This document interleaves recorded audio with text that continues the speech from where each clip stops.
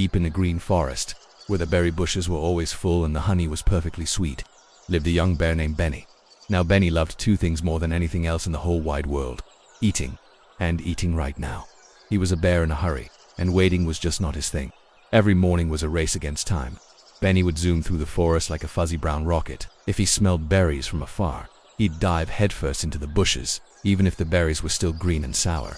He'd find a beehive and, instead of waiting for the honey to drip, he'd tip the whole hive over too soon, spilling the sticky, golden treasure all over the ground. "I just don't like waiting," he'd announce to anyone who would listen. The other forest animals would just sigh and shake their heads. They knew Benny meant well, but his impatience always made a mess.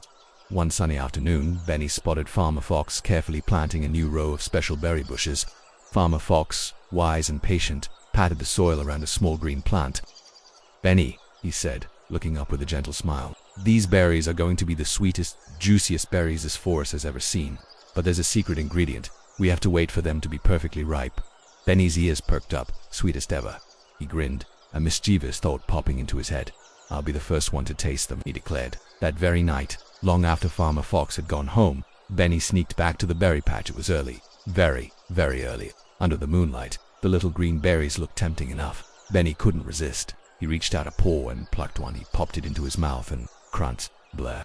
He sputtered. It was awful. The berry was tiny, hard as a pebble, and so sour it made his whole face pucker up. Startled by the terrible taste, he stumbled backward. Suddenly his foot slipped on the damp earth. Snapped. He tumbled right into a big, gooey mud puddle. Splat! What a mess.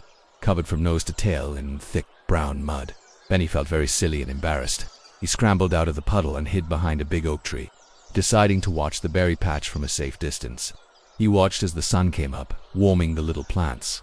He watched the rain fall, giving them a drink. Day by day, he saw a change. The tiny green knobs slowly grew bigger.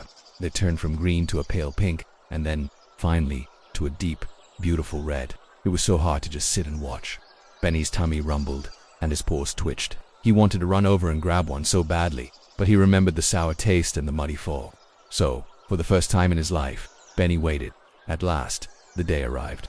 The berries were plump, red, and glistening in the morning sun.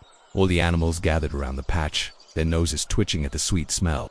Farmer Fox smiled and picked the first perfect berry. He walked over to Benny and handed it to him.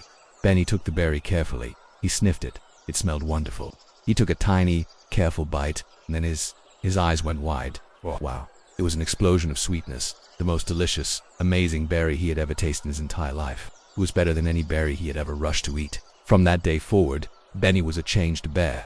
He practiced waiting. When he smelled berries, he'd check to see if they were perfectly ripe before eating them. When he found honey, he'd wait patiently for it to drip slowly into his paw. He even learned to wait his turn when playing games with his friends. And you know what? He discovered that every single time he waited, things turned out so much better. The berries were sweeter, the honey was cleaner, and the games were more fun. Benny sat happily in the sun, with a full tummy and a big smile on his face. He had finally learned a very important lesson. Some of the best things in life take a little bit of time, and having the patience to wait always makes the reward that much sweeter.